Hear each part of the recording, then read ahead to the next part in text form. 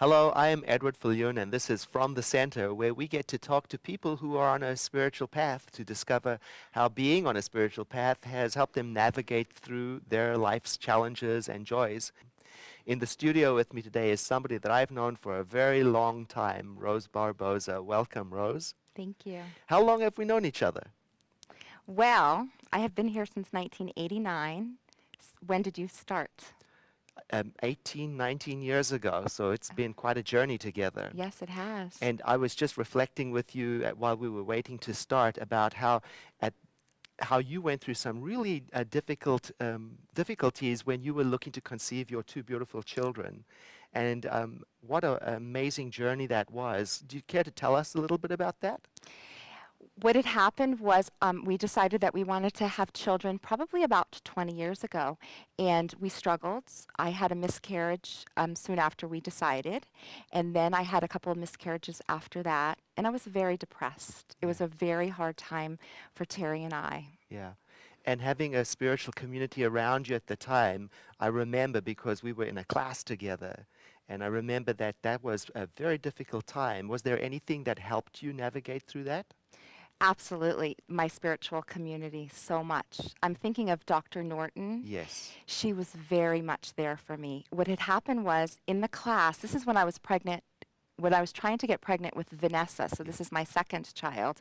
So in the class, I had said that I had gotten pregnant, and I was really excited, and I had a special buddy. It was a little secret buddy, and they had known that I was pregnant, and they gave me something, and they wrote it to my baby. I think it was a little pumpkin. And the day I received this gift, I found out I miscarried. Yeah. And it was very, very heartbreaking for me, especially to read this beautiful letter that I had gotten from my mystery person. And Dr. Karen was there for me and really held me and loved me through it. And I got through foundations, and probably months later, I was pregnant again with my child, who is 11 years old right now. Yeah. And that mourning and that grief that comes, it's so unique and so mysterious because one never knows what's going to come up. Sometimes I hear from people that they're surprised at the feelings that come up in them when they're in that grieving moment. Was there anything that stood out for you? It felt like it was going to be a lifetime. It did not Yes. feel like it would ever be over. And I have to say that life is just 360 degrees different for me today. And it feels like it was in a different life. Yeah. I don't have that feelings anymore. If only we could tell our friends and loved ones who are going through those dark periods that there's hope on the other side, but it's difficult to hear it. Like you say, you think it's going to be forever. I have to say many people said this was meant to be every time I miscarried. Yeah. And I wanted to choke them. Exactly. It's the worst time to share that sort of information. I know, and you and I share in common, you're Rose, and you look through rose-colored glasses, and I'm very affirming, and sometimes we have to be careful about how we share that, because when we are not in that state of mind, to hear somebody say it's all going to work out, or this is meant to be, it's almost an affront. Yes. So how do you share now with somebody who's in a difficult spot? I'm sure you have a different sensitivity now. I really do. It's interesting that you asked because I am so sensitive to those words. So now I like to just listen to people. Just listen. Yeah. Yeah, and maybe remember when I'd been through something similar and talk about it, but not say the words that I don't like to hear. Exactly.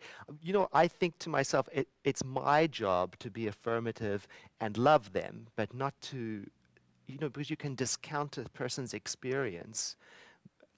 Sometimes I notice if somebody's grieving, I'm the one who's uncomfortable. Mm-hmm. And so I want to say those words to make myself feel better. But the better path is just to listen to them and just to love them. It is. It's hard because I like to talk, yes. But I also like to support people. So I do try just to sit back and listen. This habit that you've got of looking at life through rose-colored glasses, does it annoy people at all? Yes. Sometimes they call me Pollyanna. Yeah? Yeah. I don't know what to tell them. I just feel like if you worry today about something that could or could not happen tomorrow, you're wasting time. Yes, exactly. Yeah. I say to people who say you're Pollyanna, I invite them to try it. and to see how if it's that easy, because I think life is filled up with potentially challenging ideas to latch onto and to really take a stand and look for the affirmative or to look for how life is working. It can take a little bit of courage to do that. You're right, it can. Yeah. I'm reading a great book, and it keeps talking about saying what you would want, not what you don't want. And I like to affirm what I'd like in my life. And could you name some of the tools that you've learned to use in your spiritual practice? What do you do? I mean, what does a person on a spiritual path do? Well, I like that you said tools, because I was going to say I use my tools, and my tools are praying. Yeah.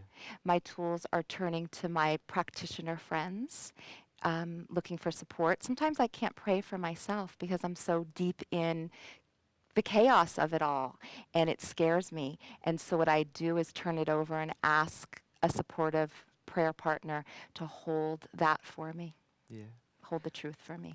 Particularly when we're very close to people or to the situation, if there's a love bond, then we, if it's a child or a parent or a best friend and they're in trouble, it can be challenging to step back enough to pray effectively for them. So I find having somebody else I can turn to when I'm panicking, say, won't you do it for me? Yes. Then it has the same effect in my experience. I still feel the experience of being lifted up by their prayer. Absolutely.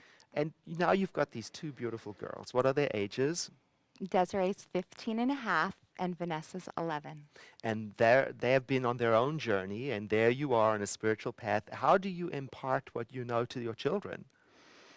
I just remembered, I guess, mentoring. Yeah. I remember Desiree recently was praying. She was a little upset about a friend, and she started praying, and I was really impressed. And I did not suggest that, and I was really happy that she did. And things changed for her, like within the hour, and it was really nice to see that she had some demonstration right then and there.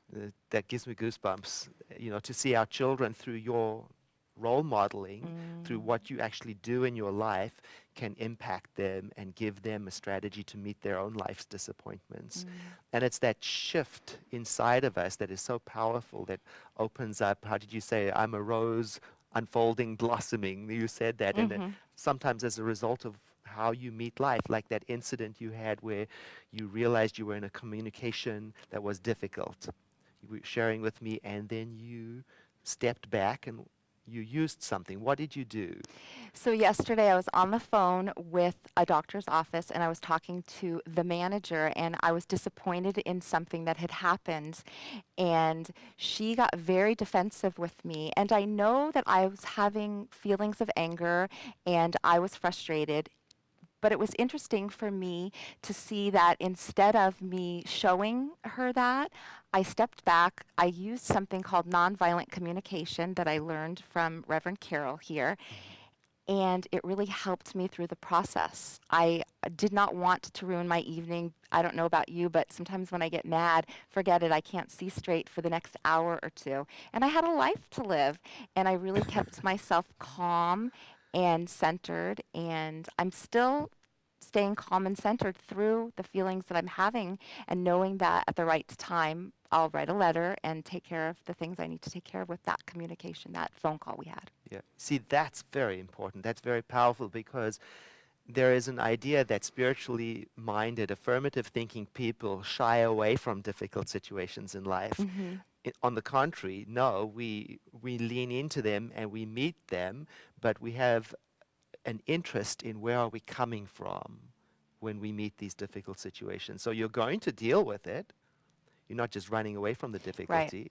You're going to do something about it, but not in a violent way. Exactly. And I'm really grateful that I am going to do something. I used to be a doormat.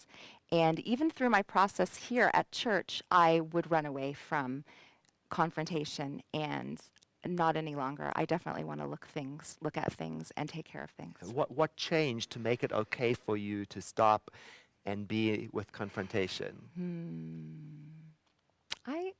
I guess just I evolved. I don't know exactly what had changed. I don't want to be a doormat, and I want my word to be heard. And I guess what changed is me, and I know how to communicate now, so I don't have to run from it, and I could use my so-called tools when I speak to people. Yeah. Another difficult situation that you haven't shied away from is we have a friend in common who has a beautiful young daughter who has cocaine syndrome. Mm. And whereas the world is typically shies away from children who are in any way challenged, I just see the tremendous love you have for this child. Do you want to tell me a little bit about that? Her name is Bella, and yes, I do love her. It brings tears to my eyes just thinking how full my heart is of love for her. When I see her, which was just recently, she reached out her arms for me, and it just feels so wonderful that she has the feelings that I have for her back. Yeah. So it feels really wonderful. Allie, her mom, and Heath, her father, just did a fundraiser over this last summer for her, and I participated in that. I helped raise money. We had a fundraiser at Chevy's, and it was really, really fun. And I just want to do anything I can to help them with Bella. Yeah. And therein is the hope that people like you and others who came to that fundraiser through their sharing of energy and excitement we can convey to the people in our lives that help is available, that through caring and love we can do something. Mm-hmm. And I think it's easy to minimize how just a little bit of love and a little bit of support has such a beautiful effect. And I've heard that from the family, how important it is to know that people like you care. And my children, oh, Bella has filled my children's lives up. I'm just so grateful to have her in our life. Vanessa is always asking, when am I going to see my baby? So she's just such a sweet little thing. You mentioned earlier on that there are many things in your life that are blossoming, friendships and your business. And I wanted to ask you, what do you think is the cause of this blossoming? I I don't know. Maybe spring has sprung. I think right thinking is the cause. I said it earlier. I ask for what I want, not for what I don't want. So I want deeper friendships. I want better business, better communication. So I think just looking out for what I want, looking out for what I want. Give me an example of wrong thinking. Wrong Yeah, thinking. I don't want to weigh 200 pounds. yeah. And then all of the feelings and thoughts that are attached to that, that we can easily follow down the rabbit hole, right? Yes. Like it can affect our self-esteem. I can start putting a value on me. I'm not attractive. I'm not a good person. I'm not spiritual. Have you ever gone down that way? Yes. And then what do you do? Well, it's a great reminder. When I go to the I don't wants, I say, ooh, what do I want? And it just feels good when I get to say and feel what I want because I look at it through my rose-colored Yeah. glasses, and it feels much better for me when I see what I want because of the feelings that I get behind it. Yes. And it's real. Thank you so much for being with us today, Rose. I appreciate it very much. My name is Edward Viljoen, and this is From the Center. Thank you for joining us, and I look forward to seeing you on our next episode. Goodbye.